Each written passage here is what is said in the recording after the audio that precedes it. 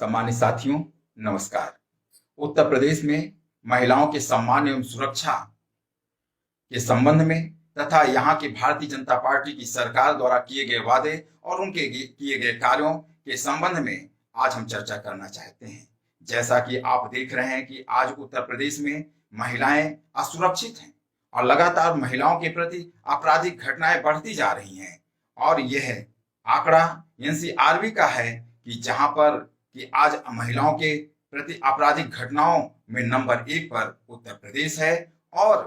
महिलाओं के तथा बेटियों के साथ हो रहे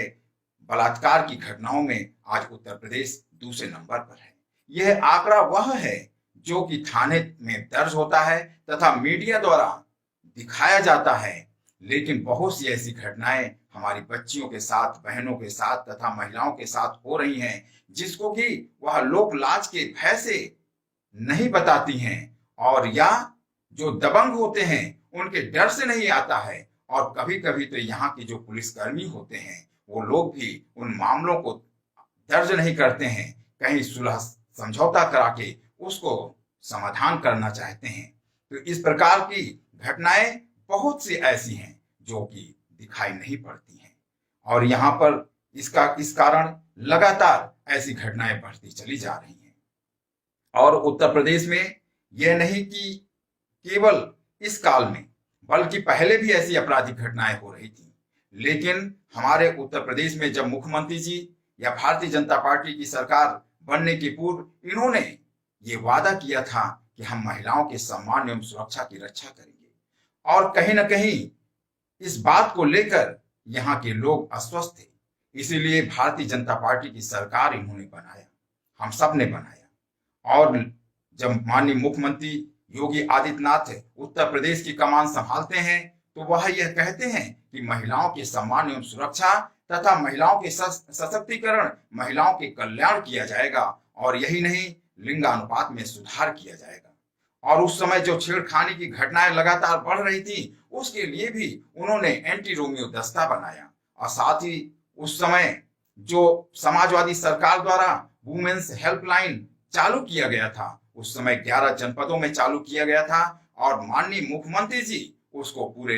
प्रदेश में लागू किए, जिससे कि महिलाओं के प्रति बढ़ते हुए अपराध पर अंकुश लगाया जा सके। जो एंटी रोमियो दस्ता था उसका मुख्य उद्देश्य यह था कि जो छेड़खानी की घटनाएं हो रही हैं, जो महिलाओं के प्रति आपराधिक घटनाएं घट रही हैं, उस पर कहीं ना कहीं इसके द्वारा अंकुश लगाया जाएगा। लेकिन यह एंटी रोमियो दस्ता जो कार्य करने की उसकी शैली थी वह थोड़े दिन में ही विवादों में आ गई और हमारे ख्याल से लगभग 2-3 महीने में वह निष्प्रभावी हो गई। और जो वुमेन्स हेल्पलाइन चालू था उसमें काम करने वाले कर्मचारी, उनका वेतन नहीं मिल रहा था और वो लगातार आंदोलन किए और उसके बाद आज उसका हश्र यह है कि लगभग वह बंद कर दिया गया। तो इस प्रकार हमारे प्रदेश के माननीय मुख्यमंत्री जी जो वादा तो किए थे कि हम महिलाओं के सम्मान एवं सुरक्षा बनाए रखेंगे, लेकिन कभी भी उस कार्य की उन्होंने समीक्षा नहीं किया और यहाँ की पुलिस व्यवस्था या पुलिस प्रशासन जो है उसकी कार्य करने की शैली की समीक्षा नहीं हो पा रही है। वह लगातार ऐसे आपराधिक घटनाएं बढ़ती जा रही हैं और कहीं ना कहीं इसमें सरकार एवं प्रशासन का योगदान है। जब आपराधिक घटनाएं आज विगत कुछ महीनों में, चाहे वह हाथरस की घटना हो, हापुड़ की घटना हो, आगरा की घटना हो, बाराबंकी की घटना हो, बलरामपुर की घटना हो या फतेहपुर की घटना हो, इसी प्रकार से विभिन्न जनपदों में बेटियों के साथ महिलाओं के साथ, हम कह सकते हैं कि छोटी छोटी बच्चियों के साथ रेप की घटनाएं घट रही हैं। और जब ऐसी घटनाएं घटने लगती हैं और यहाँ के लोगों का दबाव बनने लगता है तो सरकार ये दिखाने का प्रयास करती है कि हम बहुत सावधान हैं, हम बहुत सजग हैं। और हमारे मुख्यमंत्री जी जो प्रदेश के कमान संभालने के बाद लगातार इस बात को कहते आए हैं कि यहाँ पर लगातार अपराध कम हो रहे हैं। निश्चित है कि वह कागजों पर कम हो जाते हैं। यदि थानों पर अपराध पूरी तरह से लिखे जाएं तो निश्चित है कि आज बहुत से अपराध दिखाई पड़ेंगे, उसकी संख्या बहुत ज्यादा होगी और पुलिस कर्मियों के द्वारा एफआईआर दर्ज नहीं किया जाता है। और वर्तमान में जब ऐसी घटनाएं घटी तो उत्तर प्रदेश में फिर मिशन शक्ति के नाम से एक योजना ला दिया गया। इस योजना के माध्यम से ये कहा गया कि महिलाओं के सम्मान एवं सुरक्षा की रक्षा की जाएगी और उन्होंने 1535 थानों में सेक्रेट रूम की व्यवस्था करने का प्रावधान किया है, जहां पर कि जो पीड़ित है या पीड़िता है या पीड़िता के परिवार वाले जाकर वहां पर अपनी बात को कह सकते हैं और वहां पर महिला पुलिसकर्मी होंगे और वह उनकी बात को सुनेंगे तथा साथ ही साथ जल्द से जल्द उस पर कार्रवाई की जाएगी। यहां सवाल इस बात का उठता है कि आज उत्तर प्रदेश में जो थाने हैं वहां की ऐसी व्यवस्था है कि कोई भी उस थानों में जाना पसंद नहीं करता है। वहां पर पुलिस कर्मियों द्वारा ऐसा बर्ताव किया जाता है कि लोग भय खाते हैं। तो सबसे पहले आवश्यकता इस बात की है कि जो ये पुलिस कर्मी हो वह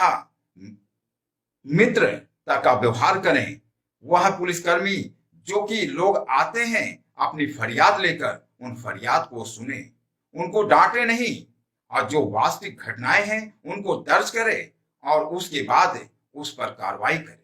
लेकिन ऐसा नहीं किया जाता है। इसका कारण है क्योंकि जो समीक्षा जब की जाती है जिले की, जो थाने में ज्यादा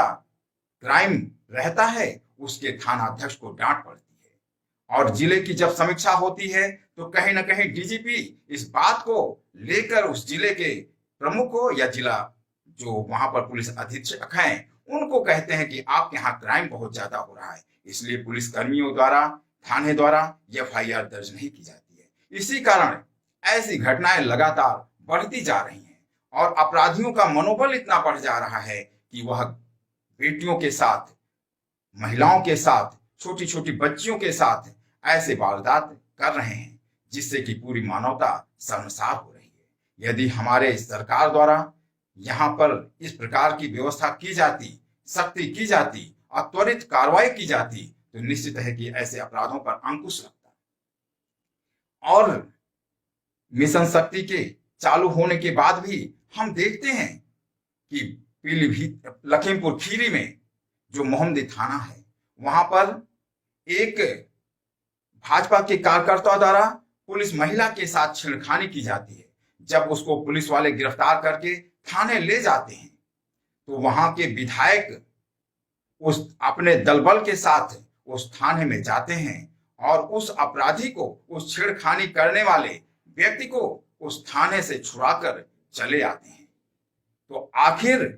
भारतीय जनता पार्टी की सरकार ऐसे विधायक के खिलाफ और ऐसे उस व्यक्ति जिन्होंने ऐसे छेड़खानी किया है और वह पुलिसकर्मी जो जिनके थाने से विधायक जी ऐसे व्यक्ति को छुड़ाकर ले जाते हैं, सरकार ने उनके खिलाफ क्या कार्रवाई किया है?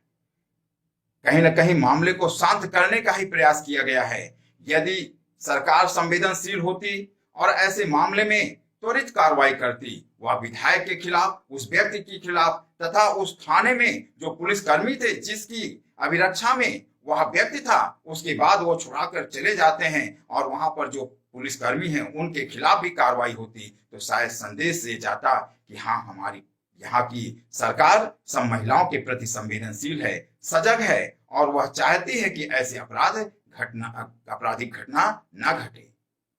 और यहाँ की जनता को भी विश्वास होता। लेकिन ऐसी कार्रवाई ना करके केवल योजनाओं को लागू करके ऐसे काम चलने वाला नहीं है। हमारे पार्टी के जन अधिकार पार्टी के मुखिया, राष्ट्रीय अध्यक्ष परम आदरणीय बाबू सिंह कुशवाहा जी इस बात को लेकर लगातार सरकार से कहते आ रहे हैं कि महिलाओं के सम्मान एवं सुरक्षा की रक्षा की जाए और सरकार को लगातार आईना दिखाने का भी प्रयास किए और ये मांग करते आ रहे हैं कि जो योजनाएं बनाने से ही काम नहीं चलना है बल्कि उसका क्रियान्वयन बेहतर ढंग से करना है और यहाँ पर एक ऐसे वातावरण बनाने की आवश्यकता है कि हमारे घर की बहन बेटियां, हमारे प्रदेश की जो महिलाएं हैं, जो बच्चियां हैं, वो चाहे सुदूर गांव की हों या शहर की हों, वो चाहे दिन के 12 बजे हों या रात के 12 बजे हों, वो लगातार जा आ सकती हैं। कोई भी व्यक्ति उनको आंख उठाकर देखे ना, वो हमेशा सुरक्षित अपने को महसूस करें, ऐसा वातावरण बनाएं। ये हमारे प्रदेश, हमारे जन अधिकार पार्टी के राष्ट्रीय अध्यक्ष परम आदरणीय बाबू सिंह कुशवाहा जी की ये मांग है। लेकिन आज हम देख रहे हैं कि सरकार, वो चाहे एंटी रोमियो दस्ता हो या मिशन शक्ति हो, लागू तो कर दे रही है, लेकिन उसको कायदे से उसका समीक्षा नहीं की जा रही है, उस पर काम नहीं किया जा रहा है, या पुलिस कर्मियों को भी यह हिदायत नहीं दी जा रही है कि उसको कायदे से लागू करें। इसके बाद भी आप देखिए, फिरोजाबाद में मनचलों का इतनी हिम्मत बढ़ जाती है कि घर में एक दलित बेटी को घुसकर छेड़खानी करते हैं और उसके बाद उसको गोली मार देते हैं। तो आज भी ऐसी घटनाएं घटित हो रही हैं। तो जरूरत इस बात की है कि सरकार इस पर ध्यान दे, हमारे बेटियों की, हमारे महिलाओं की, हमारी छोटी छोटी जो बच्चियों हैं, उनकी सुरक्षा को ध्यान दे, उनके सम्मान की रक्षा करे, जिससे कि वह एक मुक्त वातावरण में यहाँ पर विचरण कर सकें, यहाँ पर घूम सकें, कहीं आ जा सकें, उनके खिलाफ, उनके ओर कोई देख ना सके, उनके यह लोगों का मनोबल इतना ना बढ़ जाए कि वह इस प्रकार से महिलाओं के प्रति छेड़खानी तथा बलात्कार की घटनाओं को करने का साहस नहीं कर सकें। तो इसके लिए जरूरी है पुलिस की संवेदनशीलता और सरकार की संवेदनशीलता। बिना दोनों के संवेदनशीलता के ऐसे कार्य नहीं हो सकते हैं। केवल योजना बनाने से काम नहीं चलने वाला है, और जरूरत इस बात की है उसको लागू करना, कानून व्यवस्था को दुरुस्त करने की आवश्यकता है। और हम यही मांग करते हैं सरकार से, यही हम अपेक्षा करते हैं, यही विश्वास करते हैं कि सरकार इस ओर ध्यान देगी, और जिससे कि हमारे यहाँ कानून व्यवस्था दुरुस्त हो सके, हम सब लोग शांतिपूर्वक रह सके। इन्हीं बातों के साथ धन्यवाद।